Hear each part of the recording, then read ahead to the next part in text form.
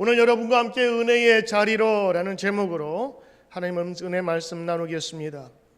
여러분이 읽으신 시편 1장 1절부터 6절에 있는 말씀은 시편의 여러 시편 중에서 가장 처음에 등장하는 시편이고 시편의 포문을 여는 문과 같은 것입니다. 오늘 시편 초장에서 오늘 우리에게 주시는 강한 메시지가 있다면 복 있는 사람은 어떤 사람이냐라고 하는 것입니다. 결론적으로 복 있는 사람은 하나님 말씀을 주야로 묵상하는 사람, 그 사람이 가장 복된 사람이라고 하는 것입니다. 다음 주면 여러분 우리는 여름 부흥회를 앞두고 있습니다. 그런 의미에서 오늘 여러분과 함께 우리가 여름 부흥회를 어떤 마음으로 준비해야 될 것인지, 또 어떻게 준비해야 될 것인지, 그리고 어떤 마음으로 사모해야 될지를 오늘 말씀을 통해서 다시 한번 준비하고 다시 한번 결심하는 시간 되길 바랍니다. 모든 사람에게는 자기 자리가 있습니다. 그래서 그 자리에 앉으면 편안함을 느낍니다. 여러분이 지금 처음 오신 분들은 다 그 자리가 그 자리 같지만 오래 좀 나오신 분들은 자기 자리가 있습니다. 그래서 그 자리만 보면 누가 앉았는지, 또 그 자리에 누가 없으면 누가 안 나온지를 저는 금방 알 수 있어요. 우리 집사님 지난주 앉으셨던 자리 그 자리에 앉으셨죠? 하나도 오차가 없어요. 다 그 자리입니다. 전 집사님 그 자리죠, 그렇죠? 네, 딴 데 앉으신 걸 제가 본 일이 없어요. 항상 자기 자리가 있어요. 그래서 여러분 어느 교회건 어느 모임에 가건 첫 번째 자리를 잘 앉으셔야 돼요. 앞에 앉으신 분은 늘 앞에 앉으시고, 기둥 뒤에 앉으시는 분들은 사람이 없어도 기둥 뒤에 있을 확률이 많습니다. 감사하게도 저희 교회는 기둥이 없어 숨을 데가 없어요. 여러분 바빠도 가야 할 장소가 있는 거 아시죠? 자동차는 꼭 기름을 넣어야 되는 자리에 가야만 더 많이 갈 수가 있습니다. 때로는 엔진 오일을 가야 할, 바빠도 귀찮아도 그곳에 가야 차가 멈추질 않습니다. 때로는 사람은 가야 할 곳이 있습니다. 아프면 꼭 가야 될 곳이 있어요. 아파도 지나치면 큰 병 생깁니다. 그래서 병원에 꼭 가야 할 때가 있습니다. 하루 바빠도 식사할 자리에 앉아야 합니다. 그렇지 않으면 큰 일을 치르질 못합니다. 건설을 하거나 사업을 하시는 분들은 사업을 하기 전에 꼭 허가증을 받는 디파트먼트에 가서 허가를 받아야 됩니다. 급하다고 거기 그 자리에 있지 않으면 그 사람은 나중에 고발당하거나 다 건물을 지어도 다 부숴야 합니다. 여러분, 우리의 일에는 순서가 있고 있어야 할 자리가 있는 것입니다. 성도에게는 어떤 자리가 있어야 할까요? 바로 은혜의 자리에 있어야 하는 것입니다. 수많은 사업과 공부와 자기의 일터가 있을지라도 성도는 성도의 자리에서 은혜의 자리로 나가야 하는 것입니다. 우리 옛말에 송충이는 솔잎을 먹어야 하고 물고기는 물속에 있어야 안전하며 자기의 삶을 유지할 수 있듯, 성도는, 하나님의 사람은 하나님 말씀 안에 그리고 은혜의 자리에 있어야 하는 것입니다. 저는 다음 주 우리 부흥회를 이제 마음으로 준비하면서 오랫동안 기도해 왔습니다. 우리가 이 은혜의 자리로 나가야 되는데 우리 은혜의 자리로 어떻게 나가야 될 것인가, 오늘 다시 한번 이것을 준비하는 마음으로 나눠 보았습니다. 첫째, 은혜의 자리로 나가기 위해서 우리는 예배의 자리로 나가야 합니다. 믿음 있는 사람의 가장 첫 번째 결심과 그리고 권유는 예배에 나오는 것입니다. 예배에 참석하지 않으면서 하나님을 믿는다라는 그런 어불성설은 없습니다. 예배는 참으로 귀한 것입니다. 예배를 통해서 하나님을 만날 수 있기 때문인 것입니다. 만약 예배 드리는 일에 소홀히 하면서 내가 믿음이 좋다, 내가 아버지 때부터 믿음을 유산으로 신앙으로 이어받았다 하는 사람은 그는 잘못 믿는 분입니다. 다른 것은 몰라도 예배는 그에게 꼭 중심에 있어야 하는 것입니다. 준비된 마음만 가진다면 예배는 항상 우리에게 귀한 은혜를 전해 주는 것입니다. 예배의 가장 우선적인 목적은 하나님을 높이는 것입니다. 그런데 하나님을 높이다 보면 하나님이 만드신 가장 아름다운 창조 피조물도 같이 높아지는 거예요. 우리는 하나님을 진정으로 높일 때에 우리에게 은혜가 흘러남을 우리는 경험하게 되는 것입니다. 때로는 적은 수가 모였을지라도, 때로는 음악이 시원찮고 설교가 어수룩할지라도 마음을 다해 참여하는 예배는 언제나 하나님을 높이고 우리 마음속에 은혜를 부어주시는 것입니다. 여러분, 오늘 은혜 예배가 좋았다 나빴다 얘기하는 것은 그건 옳지 않은 겁니다.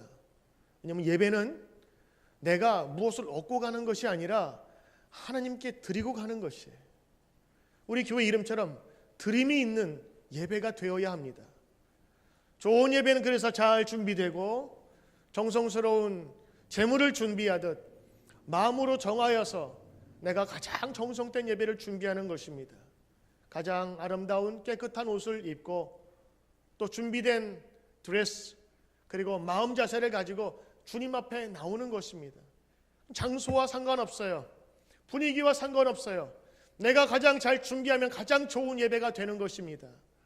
그 예배를 통해서 우리는 살아계신 하나님을 만날 수 있는 것입니다. 이 예배를 통해서 하나님을 높이고 우리의 마음속에 하나님은 은혜를 부어주십니다.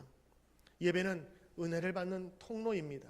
그래서 예배에 집중하고 전력해야 하는 것입니다. 하나님과 이런 영적인 감각이 열려 있을 때 우리는 하나님과 일상생활에서 동행할 수 있는 것입니다. 이것이 살아있는 삶의 예배인 것입니다. 야곱은 간밤에 꿈을 꿨어요. 하나님이 자기를 지키시는 분명한 확신 가운데 환상을 보게 됐습니다. 그때 이 야곱이 돌을 세우면서 예배를 드리고 하나님을 경배합니다. 그리고 그곳 이름을 뭐라 그러죠? 베델, 하나님의 집이라고 이름을 짓습니다. 하나님이 먼 데 계신 줄 알았는데 내 쫓겨가는 이 이방길에도 이 광야에서 하나님께서 나타내 주셨군요. 야곱은 삶의 현장에서 하나님을 만나고 그곳에서 예배 드렸어요. 그것이 베델입니다. 오늘 예배를 사모하는 성도 되어야 될 줄로 믿습니다. 특별히 주일 예배, 우리는 주일 성수라 그러죠. 주일을 거룩히 지킨다. 이 거룩히 지킴은 내 몸이 가는 것입니다. 내 마음이 가는 것입니다. 내 정성이 가는 것입니다. 여러분, 우리 교회 예배가 얼마나 많이 있어요. 우리 주일 이거를 대예배라 그러지만 사실은 많이 모이니까 대예배지. 무슨 예배에 대예배가 있고 소예배가 있어요. 조금 하면 중소예배인가? 예배는 중소 대가 없어요. 다 큰 예배, great worship for God. 그러나 모이는 사람의 나이와 연령과 종류에 따라서 우리는 나눕니다. 유년부 예배, 어린이들 예배, 중고등부, 청년부 예배, 영어로 드리면 English Ministry, EM 예배, 우리는 KM 예배라고 들읍니다. 그러나 그 목적은 같아요. 다 하나님 만나기 위한 겁니다. 예배를 통해서 하나님께 경배드리고 그리고 우리는 그 은혜의 통로 속에서 큰 힘을 얻고 돌아가는 것입니다. 그러므로 우리 모든 성도들이 예배를 사모해야 될 줄로 믿습니다. 그런 의미에서 부흥회는 예배의 집중입니다. 예배를 집중적으로 드리는 것이 바로 부흥회입니다. 여러분들이 일주일에 한 번 나오셨다면 부흥회는 마음을 작정하고 좋은 강사님을 모셔서 예배를 드리는 거예요. 새벽에, 저녁에 혹은 주일날도 많이 모일 수 있는 우리 교우들이 함께 모여서 집중적으로 예배 드리는 것입니다. 그래서 그 은혜의 자리에 여러분 함께 참여할 때에 오늘도 하나님께서 주시는 크신 은혜가 나타날 줄 믿습니다. 두 번째, 여러분, 은혜의 자리로 나가는 사람은 성령 받음을 사모하는 자리에 나가는 것입니다. 은혜 받는 자리에 나가기 위해서는 여러분 성령 받으셔야 합니다. 초대교회는 성령의 역사라고 합니다. 누가복음은 누가라는 사람이 예수님의 이야기를 데오빌로라는 사람에게 소개하기 위해서 예수님의 이야기를 쭉 기록을 했습니다. 그리고 나서 누가는 또 이야기를 적습니다. 그것이 사도행전이라고 하는 것입니다. 그래서 누가는 예수님의 이야기 1편과 그 사도들의 이야기, 예수님이 승천하신 이후에 2편, 후편으로 사도들의 행적을 기록한 그 서신을 우리에게 남겨주었어요. 그 사도행전의 그 처음 부분에 보면 사도행전 1장 4절 5절에 이런 말씀이 있는, 제가 읽을게요. 예루살렘을 떠나지 말고 내게 들은 바 아버지의 약속하신 것을 기다리라 그랬어요. 사도행전의 첫 시작에 예수님께서 그 제자들에게 말씀하십니다. 예루살렘을 떠나지 마라. 여기에서 성령을 기다려라. 성령을 받고 난 이후에 너희들이 움직여라 말씀하고 계세요. 초대교회의 역사는 성령의 역사와 함께 시작했어요. 너희들 지금 나가면 너희들도 위태롭고 복음도 위태해. 그러나 성령이 너희에게 임하시면, 성령이 너희와 함께 하시면, 너희를 감동시키시면, 성령이 함께 하심을 너희가 믿는다면 그때부터는 이 복음의 파워가 다이너마이트가 될 것이다 라고 말씀하고 계신 거예요. 그래서 예루살렘을 떠나지 말고 머무르라 말씀하셨어요. 왜 그랬을까요? 사도행전 2장에 보면 그 성령의 역사와 활동하심이 나오게 되는데 그들이 성령 받는 것을 성경에 기록되고 있습니다. 여기 보니까 이렇게 기록되어 있어요. 성령이 오시니 그들의 모든 모임 중에 뜨거운 마음이 생기게 되었어요. 예루살렘은 바로 그런 의미에서 성령을 받는 곳이요, 예루살렘은 마가의 다락방 속한 곳이요, 주님이 성천을 행한 곳이요, 십자가에서 죽으셨다 다시 살아난 곳이었습니다. 이곳에서 그들 제자들이 없었던 성령을 받아야 한다는 것입니다. 그 성령이 함께 임하게 될 때에 그들은 새로운 능력과 힘을 얻게 되었던 것입니다. 하나님께서 그 약속의 말씀으로 분명하게 세워준 그 성령을 받으라 말씀하신 것입니다. 사도들이 모이사 그 분부대로 이르신 대로 예루살렘을 떠나지 않고 모였을 때에 성령께서 그곳에 나타나셔서 그들에게 큰 힘을 주셨던 것입니다. 사도행전 2장에는 성령의 역사가 이렇게 기록되어 있습니다. 제가 말씀을 드릴게요. 호련히 갑자기 하늘로부터 강한 바람 소리가 나고 그 앉은 온 집에 가득하고 불의 혀같이 막 갈라지는 것이 그들에게 보였고, 그리고 그 사람 위에 하나씩 하나씩 임하여서 그들이 다 성령의 충만함을 받아서 성령을 따라 말하게 하시는데 다른 언어로 방언을 얘기하게 하신 거예요. 내 혀가 왜 이러지? 내 기도가 왜 이러지? 저 사람 안 그랬는데 저 사람 왜 이렇게 저렇게 기도하지? 눈으로 보게끔 하셨어요. 그리고 소리로 듣게 하셨어요. 우리가 모습으로만 그냥 상상이 아니라 직접 보게 하신 거예요. 성만찬의 의식은요, 직접 보고 듣고가 아니라 또 어떻게 해요? 맛보아서 하나님의 말씀을 기억하도록 만드는 특별한 은혜의 자리예요. 초대교회는 성령의 역사가 나타나기 시작했어요. 그리고 성령 받은 이후에 그들이 큰 능력으로 도마는 저 지금의 인도까지 가서 복음을 증거하다 순교했어요. 그들은 처음에 문 닫았잖아요.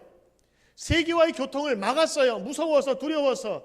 왜냐하면 예수님께서 다시 살아나셨지만 여전히 유대교의 박해와 핍박이 있고, 그리고 그들을 잡아가두는 이들이 있었거든요. 사도 바울, 그가 사울이 이름으로 생세할 때는 크리스천들을 잡아가두는 사람의 역할을 하며 죽였던 사람이었습니다. 그래서 제자들은 두려워서 문을 닫두었어요. 그러나 성령이 임하시니까 자발적으로 문을 열어서 그들이 나갈 수 있는 큰 힘을 얻게 된 것입니다. 초대교회 역사는 성령의 역사고, 예수님께서는 그 성령을 받기 위해서 너희가 예루살렘 그 자리를 떠나지 말라고 거예요. 예루살렘의 자리는 은혜의 자리였어요. 성령을 받기 위한 자리였습니다. 만약 그 자리에, 은혜의 자리에 그들이 없었다면 초대교회의 역사는 없었습니다. 저는 믿습니다. 하나님께서 이번 여름에, 저희는 특별히 가을과 봄에 부흥회를 하는데 하나님께서 저희 교회 사상 처음으로 여름에 부흥회를 하신 것은 전 특별한 의미가 있다고 생각을 합니다. 특별히 여름이면 우리가 바캉스라든가 또 해변이라든가 여름 휴가만을 생각하고, 신앙적으로는 어떤 데서 속회도 쉬더라고요. 속회도 방학이다. 그래서 애들 방학하듯 쉬는 거예요.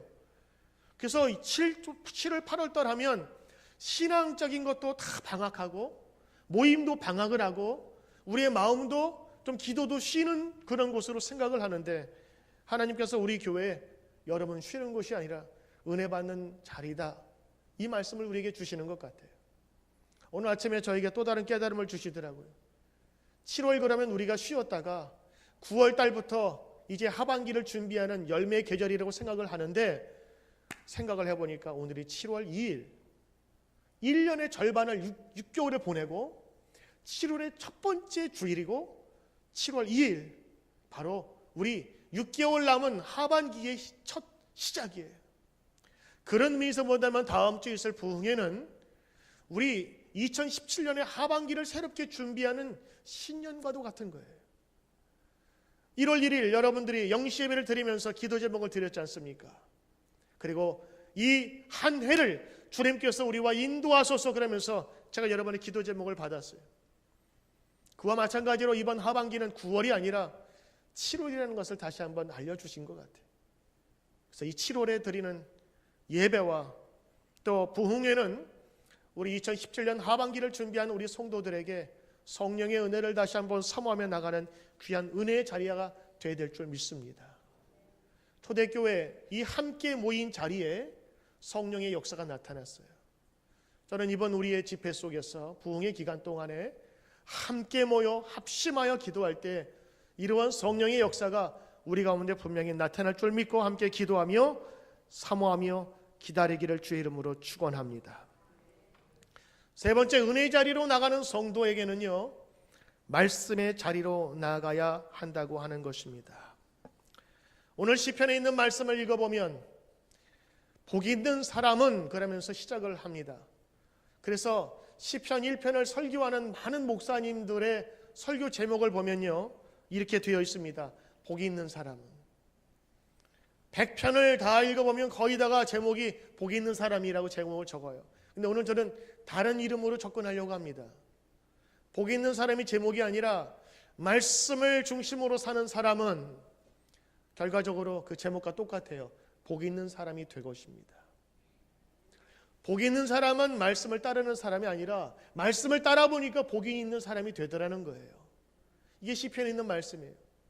그래서 이 말씀의 중요함을 깨닫고 이것이 복임을 아는 사람은 시편 2장, 3장, 4장, 5장을 쭉 150편까지 읽으면서 이것이 복됨을 기억하라라는 의미에서 1장에 이 복된 말씀에 대한, 복 있는 사람에 대한 이야기를 하고 있는 것입니다. 사도 바울은 사랑하는 제자 디모데에게 이렇게 말씀하셨어요. 내가 거기 갈 때까지 성경을 읽는 것과 권하는 것과 가르치는 것에 창념하라 그랬어요. 창념하다는 것은 들러붙은 것입니다. 떨어지지 않는 것이에요. 그냥 너희가 중요하게 생각하라 정도가 아니라 아주 이것은 몸에 밀착해서 꼭 생활화될 수 있도록 하라고 하는 것입니다. 연초에 우리 성경 읽기 표 나눠준 거 기억하시죠? 다시 하반기에 다시 시작하면서 그때 가졌던 마음 다시 갖게 하소서. 흩어진 마음이 있다면 이번 하반기에 우리 연초에 시작했던 내 결심이 다시 한번 하나님 앞에서 이루어지게 하소서. 오늘 이번 부흥회를 통해서 하나님께서 주시는 그 은혜가 말씀 가운데 있기를 사모하는 것입니다. 성경은 주야로 밤낮으로 하나님의 말씀을 묵상하는 자리에 거할 때에 하나님께서는 시절을 쫓아 계절을 쫓아서 열매를 맺으며 잎사귀가 마르지 않는 나무와 같다고 말씀하셨고, 마지막에는 뭐라 말씀하셨냐면 그가 하는 모든 행사들, 모든 계획들, 사업들, 그것들이 다 형통할 것이다. 다 두루두루 이루어질 것이라 말씀하고 약속해 주셨어요.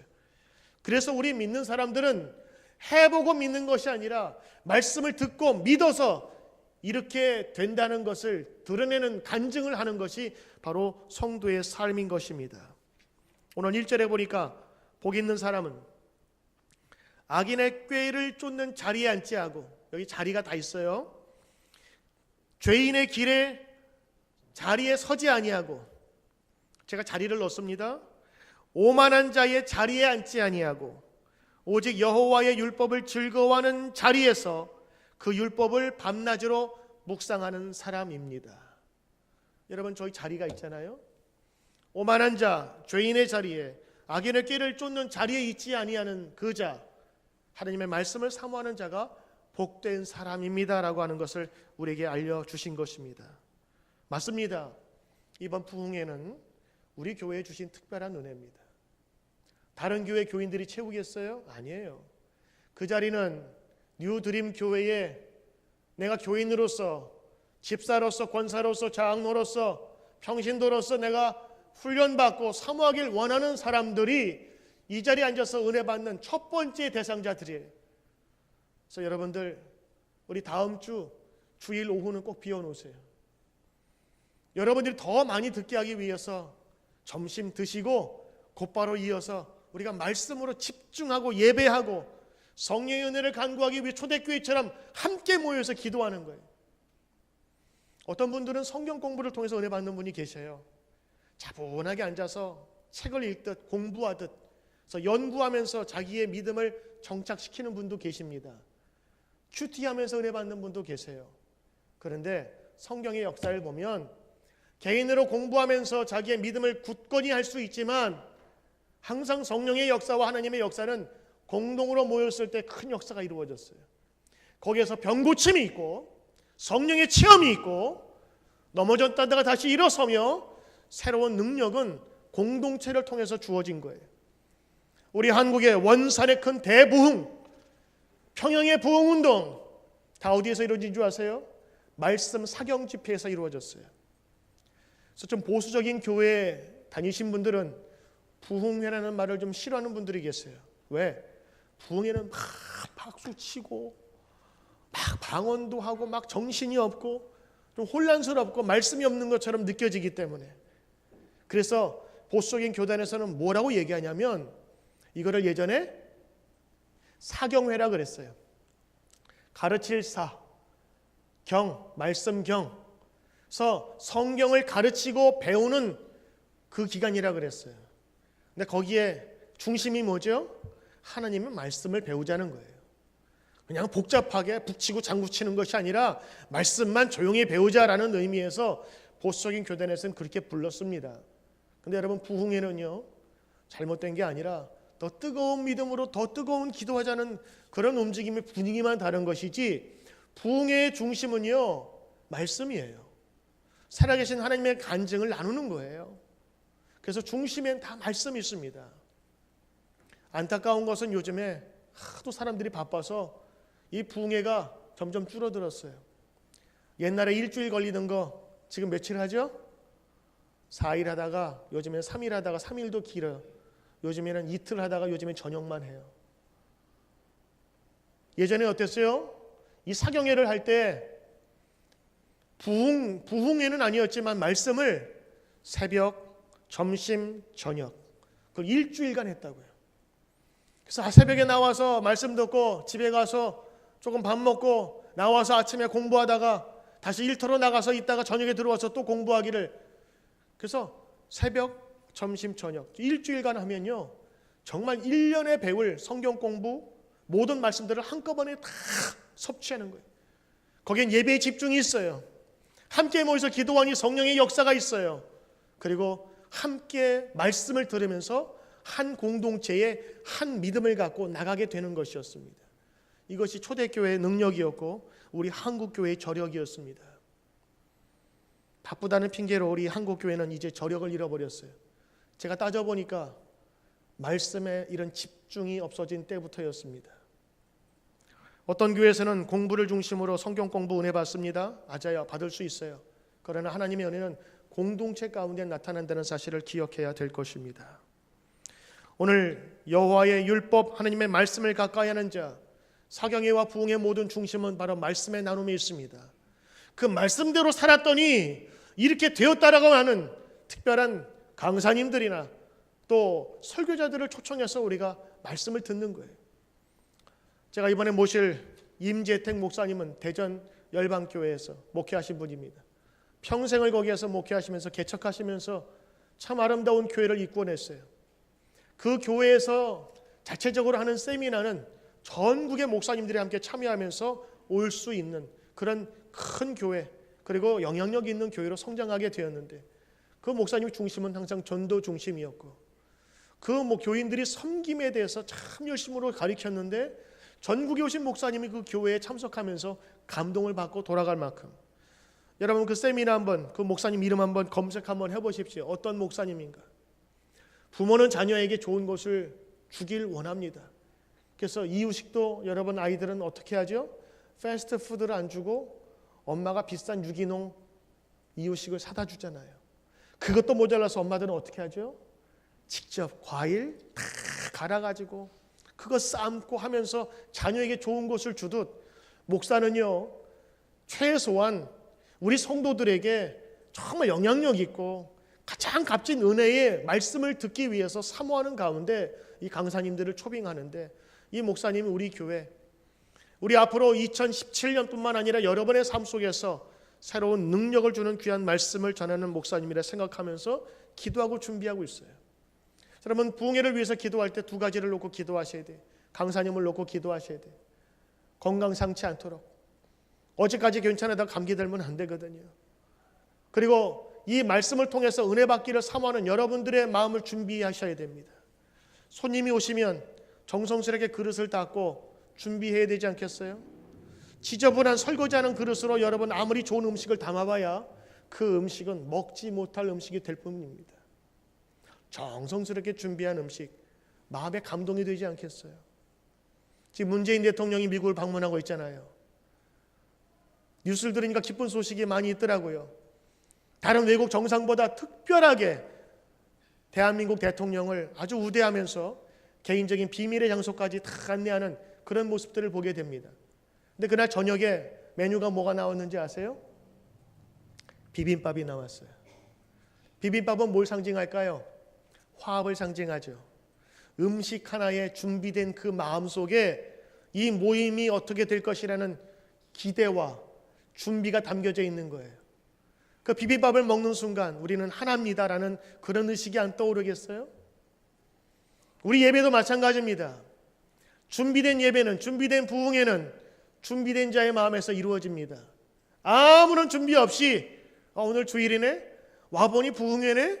오늘 오후에 무슨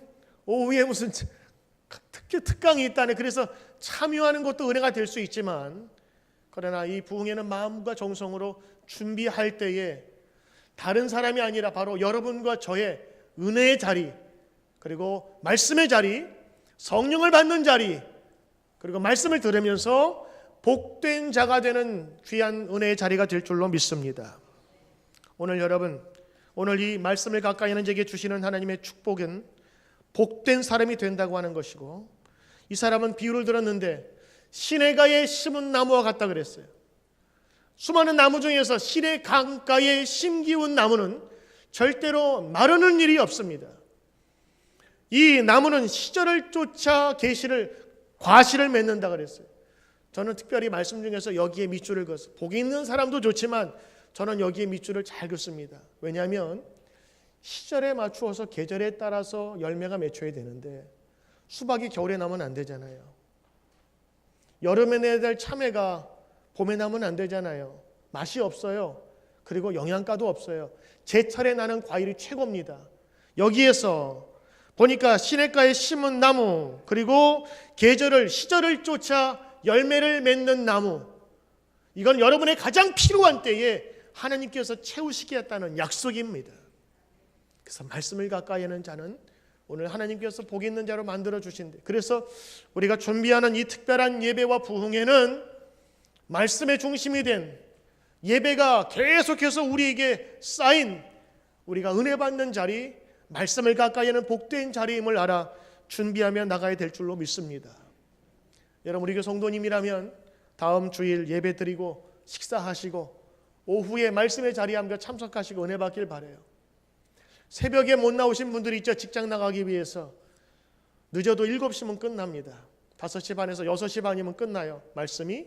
그러면 여기서 간단하게 식사하고 갈 수 있도록 여러분, 우리 빵 준비해 놓았으면 좋을 것 같아요. 간단하게 빵 드시고, 맨하탄 가시는 분은 사이트에서 타시면 편안하게 갈 수 있어요. 여러분 없으시면 우리 차량도 돌릴 거예요. 원하시기만 하십시오. 하지만 목사는 여러분들이 이 예배에 참석할 수만 있다면 새벽이나 저녁이나 여러분이 동원할 수 있는 모든 것들 다 제공하고 싶어요. 그러기 위해서 여러분도 결심하셔야 돼요. 나는 일이 있으니까 바쁘니까 출근해야 되니까. 여러분, 출근하는 여러분 직장은 얼마 있으면 퇴직해야 될지 모르는 불안정한 곳이잖아요. 그러나 영원한 하나님의 말씀은 퇴직이 없어요. 우리 평생에 따라다니는 것입니다. 그리고 이번 부흥회는 이번 여름을 준비하는 것뿐만 아니라 2017년에 하반기를 준비하는 말씀의 원동력이 되길 바라면서 우리 준비하며 기도하기를 원합니다. 이 자리가 우리 모두에게 은혜의 자리로 나아가는 귀한 성도가 될 귀한 말씀의 자리가 되기를 주의 이름으로 축원합니다.